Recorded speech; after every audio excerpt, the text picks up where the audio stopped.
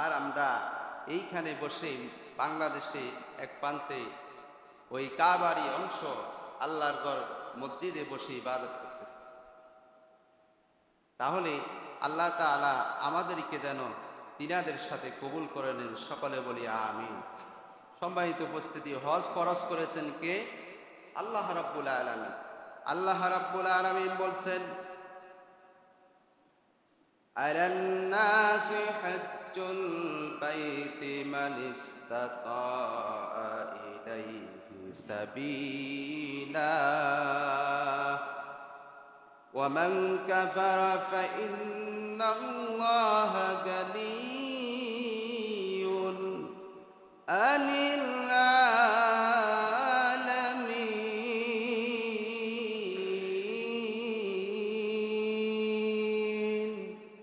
সকলে বলি আল্লাহু আকবার। হজ ফরজ করেছেন কে? আল্লাহ সুবহানাহু ওয়া তাআলা। যিনি হজ ফরজ করেছেন তিনিই বলতেছেন, আলান নাসি হজ্জুল বাইতি মান ইসতাতা ইলাইহি সাবিলা। ও দুনিয়ার মানুষ, যাদের সামর্থ্য আছে বাংলাদেশ থেকে মক্কাতুল মুকাররমা যাওয়ার, আমার কাবাগরে যাওয়ার, বাইতুল্লাহ শরীফে যাওয়ার, যাদের পথ খরচ আছে, সামর্থ্য আছে, শারীরিক অ্যাবিলিটি আছে, আর্থিক সামর্থ্য আছে, তাদের জন্যই আমি হজ ফরজ করে দিয়েছি। আল্লাহু আকবার। তাহলে আল্লাহর ডাকে সাড়া দেওয়া আমাদের জন্য কি? বলুন না, আমাদের জন্য কি? ফরজ।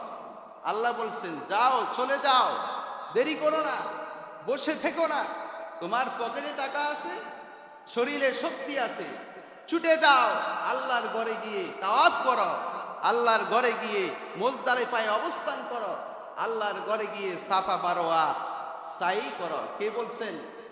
আল্লাহ বলছেন। সুবহানাল্লাহ বলি।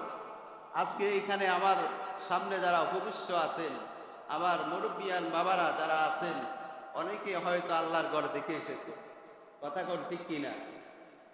আপনাদের মতো ভাগ্যবান এ দুনিয়াতে আর কেউ হতে পারে না। আমি দোয়া করছি আপনাদের খতিব হিসেবে, আপনারা যারা কাবাগর প্রদক্ষিণ করে এসেছেন, তাওয়াফ করে এসেছেন, আল্লাহ যেন আপনাদের সেই হজগুলোকে হজ্জে মাবরুর হিসেবে কবুল করে নেন। সকলে বলছি আমিন। সম্মানিত উপস্থিতি, আল্লাহ তাআলা মক্কাতুল মুকাররমায় যাদেরকে নিয়ে গিয়েছেন তারা অবশ্যই ভাগ্যবান, এটা আমাদেরকে বিশ্বাস করতে হবে। কথা কোন ঠিক কিনা? পৃথিবীতে এত মানুষের মাঝে আল্লাহ যাকে কবুল করেছেন সেইখানে যেতে পেরেছে। কথা ঠিক কিনা? আপনি দেখবেন অনেকের টাকা আছে, পয়সা আছে, সামর্থ্য আছে, এরপরেও সেখানে যেতে পারে না। খোঁজ নিয়ে দেখবেন, কারণ তাদের এমন কোনো গুনাহের কাজ আছে, অথবা তারা এমন কোনো অন্যায় লিপ্ত আছে, এমন কোনো দোষান্বিত আছে, যেটার কারণে আল্লাহ তাআলা তাদের প্রতি রাগ হয়ে আছে। নাউযুবিল্লাহ। সেই রাগের কারণে আল্লাহ তাআলা তাদেরকে সামর্থ্য থাকার পরেও তিনার ঘরে নিয়ে যাচ্ছেন না। তাহলে শুধু সামর্থ্য থাকলেই, টাকা পয়সা থাকলে কি হজ করা যায়? কথা কর না, হজ করা যায় না। শুধু সামর্থ্য থাকলে আর টাকা পয়সা থাকলে হজ করা যায় না। সেইখানে আপনার যেতে হলে আল্লাহর কবুলিয়ত লাগে। কথা কোন ঠিক কিনা?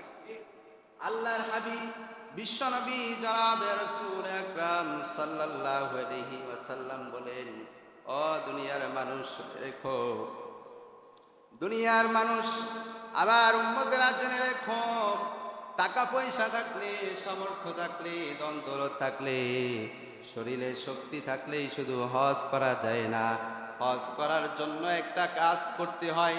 সেই কাজটা কি? বুখারী শরীফের প্রথম হাদিস, আল্লাহর নবী ইরশাদ ফরমান, ইন্নামাল আমালু বিন্নিয়াত ওয়া ইন্নামা লিকুল্লি ইমরিইম মা নাওয়া। সুবহানাল্লাহ। ইন্নামাল আমালু বিন্নিয়াত, নিয়ত হচ্ছে আসল, সংকল্পই হচ্ছে আসল, ইচ্ছাই হচ্ছে আসল। কেউ যদি বাংলাদেশ থেকে নিয়ত করে যে আমি আগামী বছর হজ যাব, কেউ যদি এই মসজিদে বসেও নিয়ত করে মনে মনে, ইমাম সাহেবের খুতবা শুনে, হাজিব সাহেবের খুতবা শুনে মনে মনে সংকল্প করে, বেচারার হয়তো বা টাকা পয়সা নাই, দন্দলত নাই, ছেলে পেলে চাকরি বাকরিও নাই, বিদেশেও নাই, টাকা করি কিছুই নাই, সামর্থ্য বলতে এক বিটে জায়গার মধ্যে, বাবার দেওয়া দাদার দেওয়া জায়গার মধ্যে শুধু জীবনটা পার করতেছে ছেলে সন্তান নিয়ে।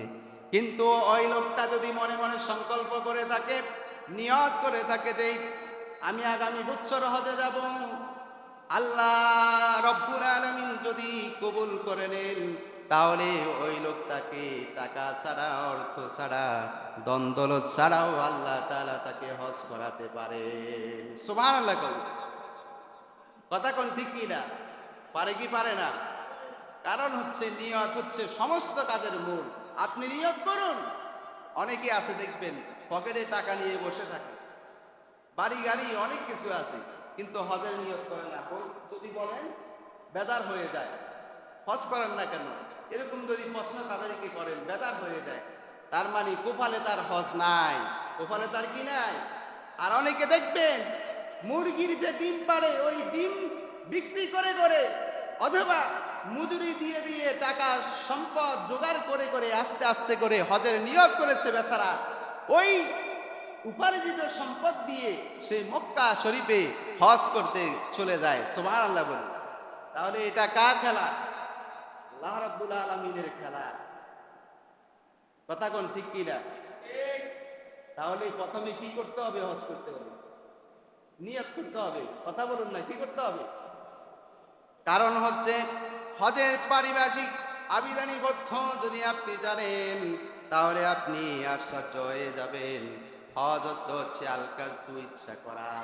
সুবহানাল্লাহ কই। হজ অর্থ হচ্ছে আল হাজ্জু, শব্দের অর্থ হচ্ছে আল কাসদু, আজ-জিয়ারাতু, আল কাসদু ইলা মুহসিনিন। ফাকিহিগণ বলেন, ফুকাহায়ে কেরামগণ বলেন, হজের একটি অর্থ হচ্ছে ইচ্ছা করা, আরেকটি অর্থ হচ্ছে সংকল্প করা, আরেকটি অর্থ হচ্ছে সাক্ষাৎ করা, আরেকটি অর্থ হচ্ছে মহৎ জিনিসের প্রতি যাত্রার ইচ্ছা পোষণ করা। সুবহানাল্লাহ। সুবহানাল্লাহ তো আসতে বললেন, বলতে বলতে গলা পাটাই দিচ্ছি, এরপরে আপনাদের মুখ থেকে শুধু সুবহানাল্লাহ বের করতে পারি। আহ, আফসোস। কথা কন না ঠিক।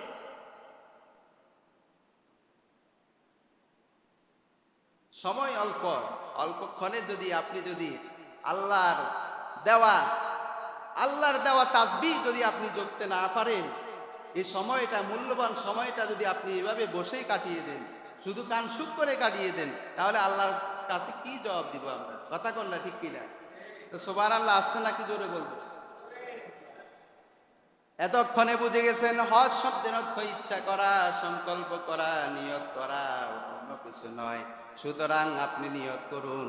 পকেটে টাকা নাই, ছেলে ফেলে বিদেশ নাই, চাকরি বাকরি কিছুই নাই, বাপের দেওয়া বিটে বাড়িতে শুধু ছেলে সন্তান নিয়ে, স্ত্রী পুত্র নিয়ে শুধু বসবাস করতেছেন। আল্লাহ যদি ইচ্ছা করে, আপনার আজকে মসজিদে বসে বসে যে নিয়ত করেছেন আগামী বছর হজে যাবেন, আল্লাহর কসম করে বলি, আল্লাহর কসম বলে বলি, ওয়াল্লাহি বিল্লাহি তাল্লাহি, আল্লাহ যদি চায় আপনি আগামী বছর এইখানে মসজিদে নামাজ পড়তে হবে না। এই সময়, এই জুমার দিন আপনি আল্লাহর ঘর তাওয়াফ করে আপনি চলে আসতে পারবেন। সুবহানাল্লাহ। কথা ঠিক কি না?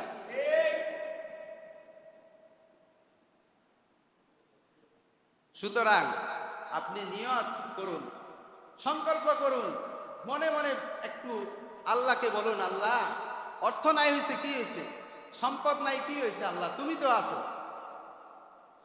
তোমার সেই ধনী, তোমার সেই ধনী এই পৃথিবীতে কেউ নাই। কথা কন ঠিক কিনা? ফেসবুক যে বানাইছে তার সে ধনী মনে হয় দুনিয়াতে কেউ নাই, এরকম নাকি?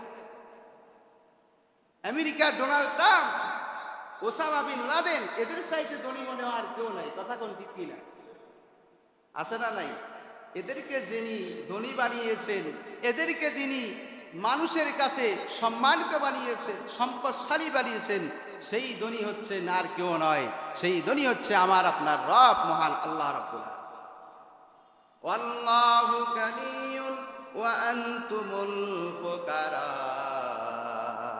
আল্লাহ রাব্বুল আলামিন বলছেন, ও দুনিয়ার মানুষ শুনে রেখো, জেনে রেখো, আমি আল্লাহ হচ্ছে ধনী, ধনীর ঘরের আমি আল্লাহ রাব্বুল আলামিন ধনী। শুধু ধনী নয়, পৃথিবীতে যত ধনী আছে সব ধনীর ধনী হচ্ছে আমি আল্লাহ রাব্বুল আলামিন। সুবহানাল্লাহ।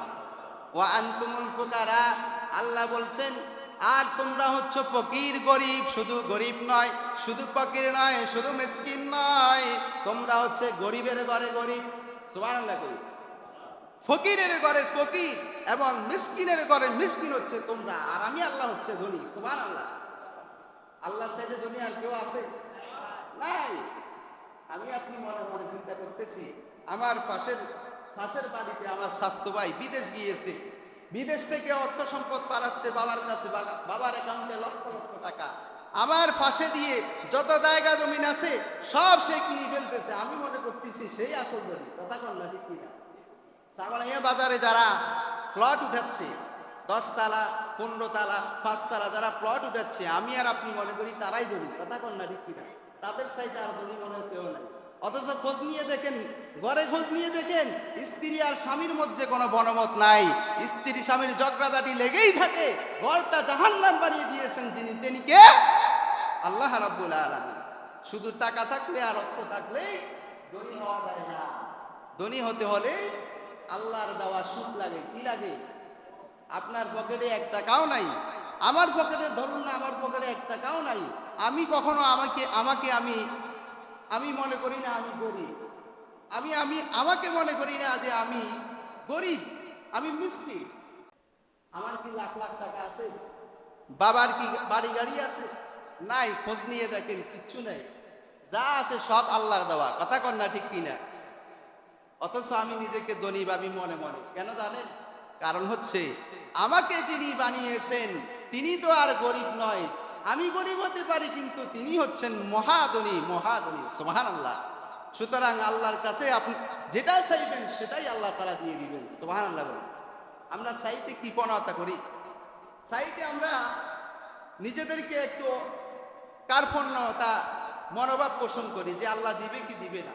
অথচ হাদিস শরীফে এসেছে আল্লাহ রাব্বুল আলামিন বলছেন, যদি কোনো মানুষ আল্লাহর কাছে হাত তুলে দোয়া করে, আল্লাহ আমার টাকা নাই, অর্থ নাই, বাড়ি নাই, গাড়ি নাই, আল্লাহ আমার ছেলে সন্তান নাই, আল্লাহ আমার একটা বিবি দরকার, স্ত্রী দরকার, আল্লাহ বললেন দিচ্ছি, আল্লাহ বললেন দিয়ে দিলাম, আল্লাহ বললেন দিয়ে দিলাম, সব দিয়ে দিলাম, সব দিয়ে দিলাম।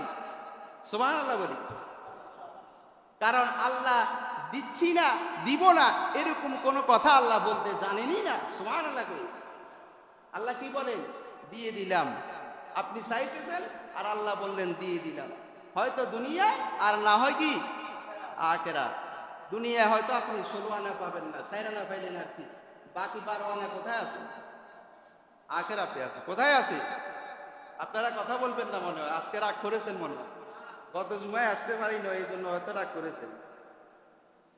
আপনাদেরকে আসলে দাওয়াত দেওয়া উচিত ছিল, কিন্তু সামর্থ্য নাই, গরিব তো, এই জন্য আসলে দাওয়াত দিতে পারি নাই। আমার ছোট ভাইয়ের বিবাহ হয়েছে, যার কারণে আমি আসতে পারি নাই, বিভিন্ন ব্যস্ততায় লিপ্ত ছিলাম। আচ্ছা যাই হোক, আমি কেশিয়ার সাহেবকে বলেছিলাম উনি যদি যাইতো তাহলে খুশি হইতা। আপনাদের পক্ষ থেকে রাহাবার হিসেবে ওনাকে আমি দাওয়াত দিয়েছিলাম, যে উনি গেলে অন্তত আপনাদের যাওয়া হয়ে যেত, এটা মনে করেছিলাম। কিন্তু ভাগ্য হচ্ছে উনি ওনার মাকে নিয়ে হসপিটালে গিয়েছিলেন এবং বিভিন্ন ব্যস্ততায় ছিলেন, আমাকে বলেছিলেন, যার কারণে উনিও যেতে পারেন নাই। যাই হোক, আমরা বলতেছিলাম হজ্জের কথা। সম্মানিত উপস্থিতি, এখনো এই মহল্লাতে অনেক মানুষ আছে, অনেক টাকার মালিক, অনেক পয়সার মালিক। খোঁজ নিয়ে দেখেন, বাড়ি গাড়ি এবং ব্যাংক ব্যালেন্স ভরপুর। এরকম মসজিদ একটা নয় 10টা বানাতে পারে, এরকম লোক সমাজে আছে না নাই? কথা কন না, আছে না নাই? আপনারা হয়তো জানেন না, আমি তলে তলে খোঁজ নিয়েছি, আসলে আপনাদের সমাজে ধনী লোকের অভাব নাই। কথা কন না, ঠিক কিনা? যদিও আমাদেরকে দিতে অনেক সময় কার্পণ্যতা বোধ করেন, অসুবিধা নাই, কারণ আমরা মনে করি দুনিয়ায় সবকিছু না পাইলে গিয়েছে আখেরাতে তো পাবো। কথা কন না, ঠিক কিনা? মনে কষ্ট নিচ্ছেন না করো? আসলে আপনাদের সমাজে ধনীর অভাব নাই, কিন্তু এই ধনী দিয়ে তো লাভ নাই, যে ধনী বছরকে বছর পার হয়ে যায়, আল্লাহর ঘরের তাওয়াফের সময় আসলে সেই এখনো বাংলাদেশে পড়ে থাকে, এখনো সে তার কাজে লিপ্ত থাকে, এখনো তার সংসার, এখনো তার টাকা পয়সা জোগাড় করতে করতে কবরে পর্যন্ত চলে যায়, আল্লাহর ঘর তার নসিব হয় না। কথা কন্যা ঠিক কিনা? এই ধনীর কোনো লাভ আছে? কোনো ফায়দা নেই। ধনী তো তিনি যার মন থাকবে উদার। 7 লক্ষ টাকা গেলে কি হয়েছে? আল্লাহকে রাজি করতে পারলে তো আরো 7 লক্ষ টাকা আল্লাহ দিয়ে দিবেন। কথা কন্যা ঠিক কিনা? বড় আফসোসের বিষয়, আসলে আমরা যেটা বুঝি সেটা হচ্ছে ইবাদতে কার্পণ্য করা, আল্লাহর হুকুম পালনে কার্পণ্য করা, এটা ঠিক নয়। কারণ আপনি যখন চলে যাবেন এই দুনিয়া ছেড়ে, আপনার বাবাও নাই, আপনার দাদাও নাই, আপনি কি একদিন থাকবেন? আমিও কি একদিন থাকবো? কেউ আমরা থাকবো না। কিন্তু এই টাকা পয়সা বাড়ি গাড়ি সব রয়ে যাবে, কিন্তু আপনি থাকবেন না। কথা কোন ঠিক কিনা? আপনি থাকবেন না। আপনার বাড়ি গাড়ি টাকা পয়সা সন্তান সন্ততি স্ত্রী পুত্র সবই থাকবে, কিন্তু আপনি থাকবেন না। এজন্য কবি বলেন, আমিহীন দুনিয়া, আমিহীন দুনিয়া, দুনিয়ার সব আছে কিন্তু আমি নাই।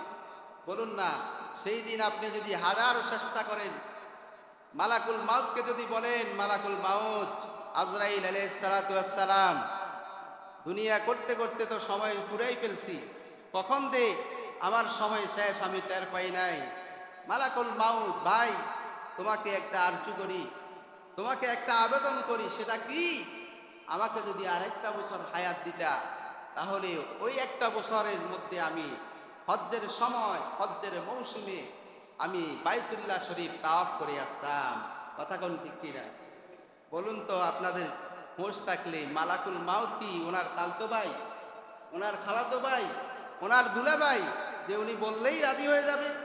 কখনো নয়। মালাকুল মাউত বলবে, এখন সময়ে যাচ্ছ, 60 বছর পেরিয়ে গেল, 80 বছর পেরিয়ে গেল, তুমি তোমার চিন্তায় তোমার দান্দায় লিপ্ত ছিল, আল্লাহর হুকুম পালন করো নাই। ইসলামের 5টি স্তম্ভের মধ্যে একটি স্তম্ভ হচ্ছে হজ। বুনিয়াল ইসলাম আলা দীনান ইকামাতুস সালাহ ওয়া ইতাইজ যাকাত ওয়া হজ্জি ওয়া সাওমি রমাদান। কথা কোন ঠিক কিনা? ইসলামের 5টি স্তম্ভের মধ্যে তুমি উত্তম একটি স্তম্ভ হচ্ছে হজ্জের মৌসুমে হজ করা, তাওয়াফ করা, বাইতুল্লাহ শরীফ প্রদক্ষিণ করা। তোমার সামর্থ্য ছিল কিন্তু তুমি তা করো নাই। আজকে তোমাকে আর সময় দেওয়া গেল না, তোমার সময় শেষ, আমারও সময় নাই, তোমারও সময় নাই।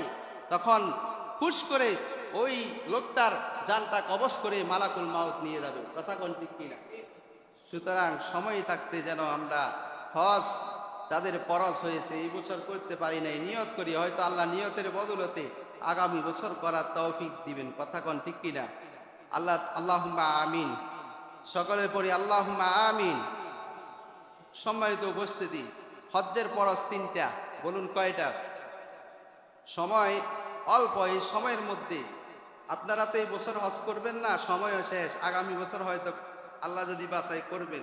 এজন্য একটু আজকে যেহেতু ধরেছি, হজের ফরজ এবং ওয়াজিবগুলো বলে শেষ করছি।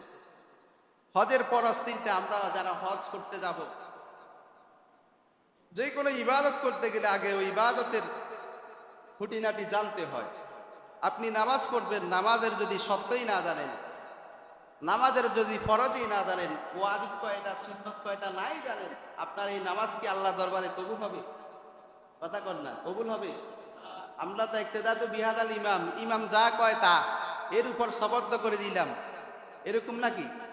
না, ফরজ হয়তো ইমামের পিছনে পড়লেন, আল্লাহ কবুল করলো, কিন্তু বাকি নামাজগুলো তো আপনি যদি নামাজের হুকুম আহকাম না জানেন, শর্ত না জানেন, ফরজ রোকন যদি না জানেন, আপনার ওই নামাজ তো আল্লাহর দরবারে কবুল হবে না। কথা কোন ঠিক কিনা? কবুল হবে?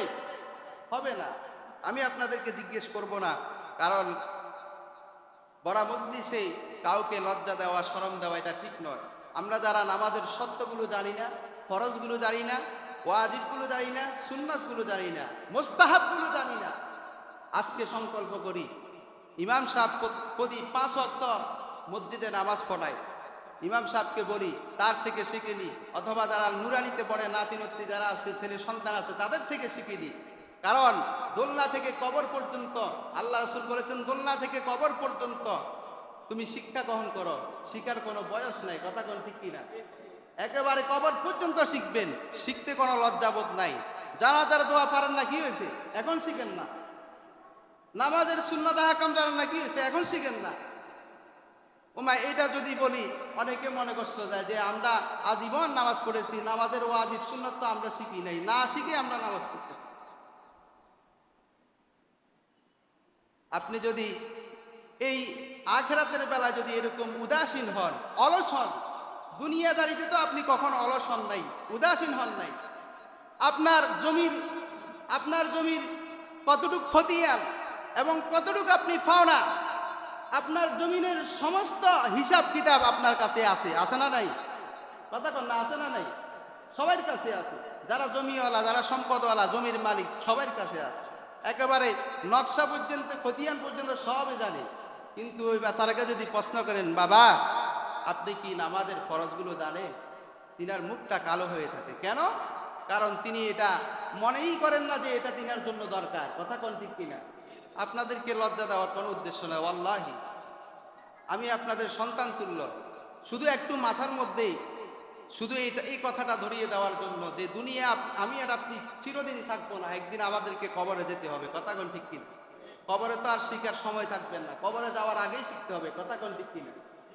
শিখতে পারি নাই, অসুবিধা কি? সামনে যেই সময়টুকু আছে, এই সময়ের মধ্যে যদি শিখতে পারি, শিখার জন্য চেষ্টা করি। আল্লাহর হাবিব বলতেছেন, যে লোকটা দ্বীনি ইলম এবং শরীয়তের ইলম শিখতে শিখতে কবরে চলে গেছে, ওই লোকটার জীবনে যত গুনাহ আছে, আল্লাহ এই শিখার কারণে, শিখার চেষ্টা করার কারণে আল্লাহ তাআলা তার সমস্ত গুনাহ মাফ করে দিয়েছে। শিখতে কি লজ্জা করবেন? কথা কন ঠিক? লজ্জা করতে হয় শিখতে? কখনো লজ্জা করবেন না। যত পারবেন শিখবেন, শিখার কোনো বয়স নাই। আগে ছিল বয়স্ক শিক্ষা, এখন উঠিয়ে দিল। বয়স্কদের জন্য শিক্ষা ছিল, বয়স্কদের জন্য শরীয়তের মাসালা শিখার একটা সুযোগ ছিল, এখন সব উঠে যাচ্ছে।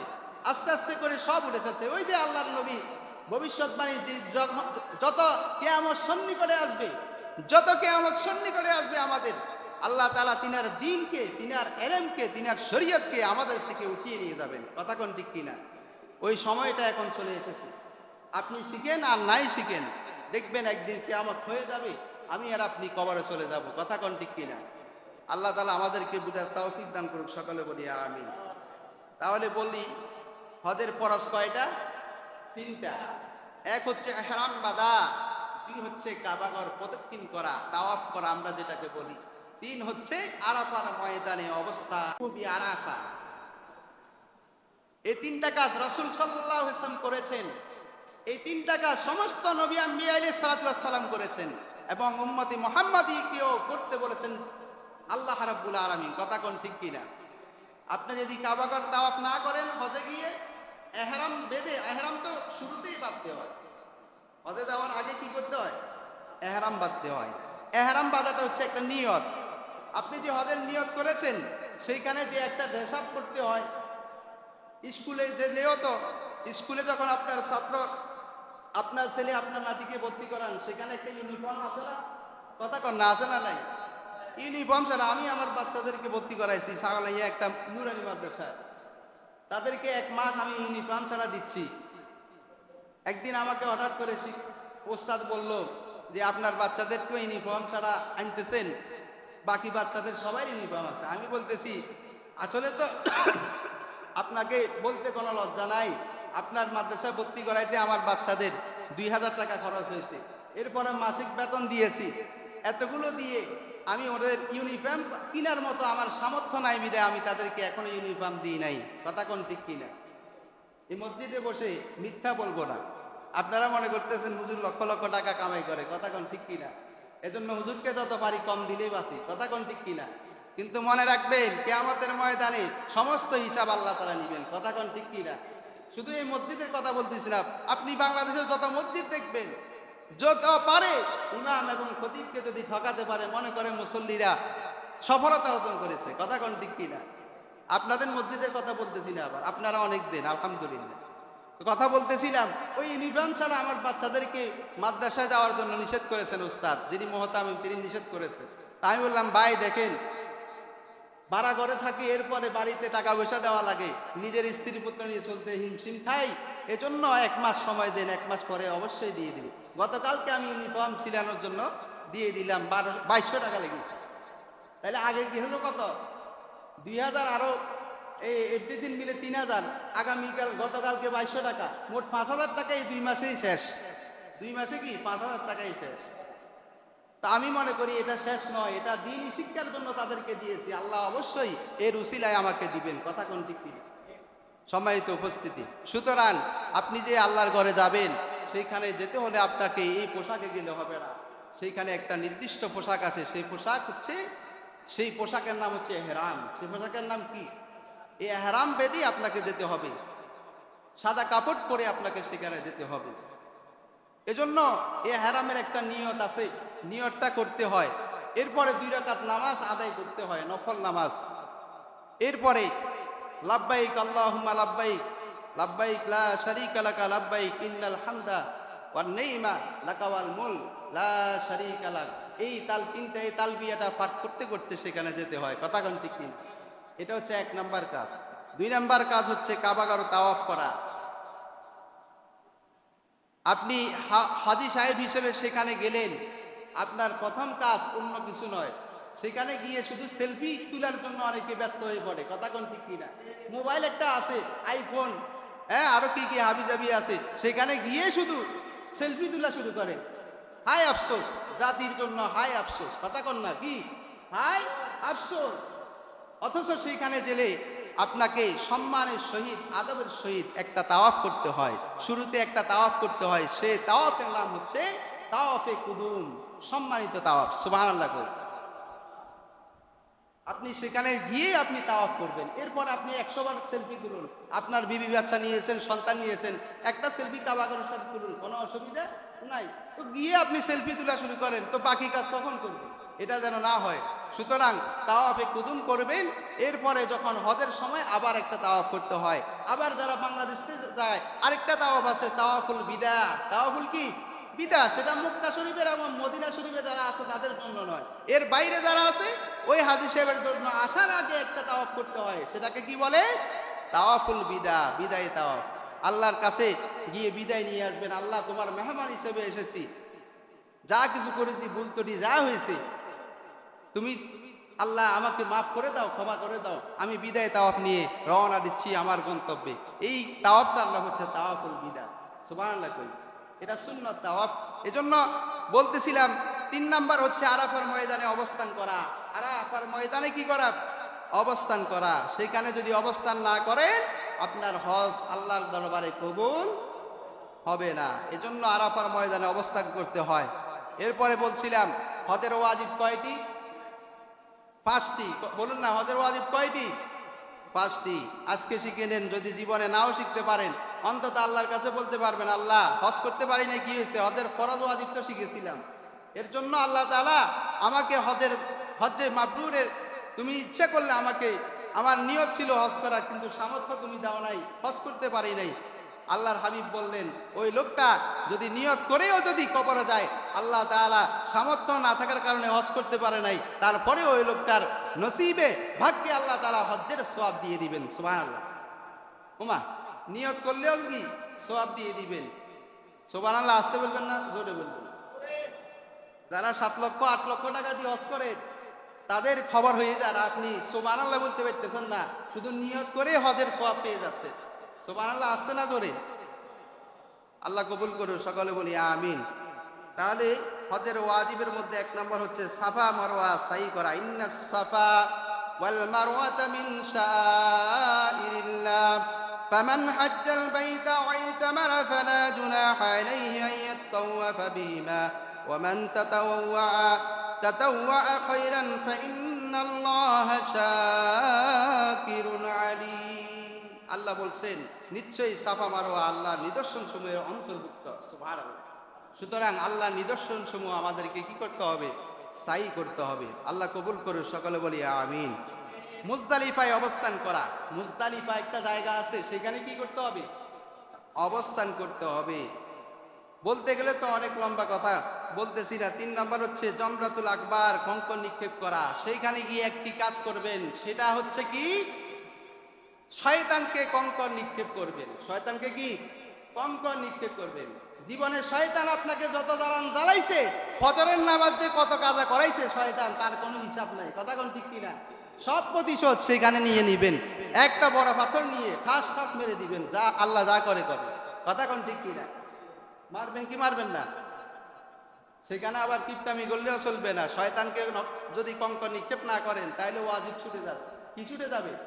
ওয়াজিব ছুটে যাবে। আল্লাহ কবুল করুন, সকলে বলি আমিন। 4 নাম্বার হচ্ছে তাওয়াফুস সদর। ওই যে বললাম, যারা বাংলাদেশ থেকে যাবে, আসার সময় একটা তাওয়াফ করবে, এটাকে তাওয়াফুস সদর অথবা তাওয়াফুল বিদা বলে। এ তাওয়াফ করা ওয়াজিব। এরপরে 5 নাম্বার হচ্ছে মাথা মুন্ডন করা অথবা মাথা কসর করা। মাথা আপনি ছাড়াবেন, ছোট ছোট করবেন, অথবা আপনি মুন্ডন করে ফেলবেন, শেষ। এটা হচ্ছে ওয়াজিব। সুতরাং এই হজ্জের ফরজ ওয়াজিব গুলো পালন করলে, যে লোকটা পালন করবে, যে হাজী সাহেব পালন করবে, বাকিগুলো যদি একটু কম বেশ হয়, আল্লাহ তাআলা তার হজকে হজ্জে মাবরুর হিসেবে, কবুলিয়ত হজ হিসেবে কবুল করবেন। সবাই বলুন ইনশাআল্লাহ। আল্লাহ তাআলা কবুল করুক, সকলে বলি আমিন। ওয়া আখিরি দাওয়ানা আলহামদুলিল্লাহি রাব্বিল আলামিন।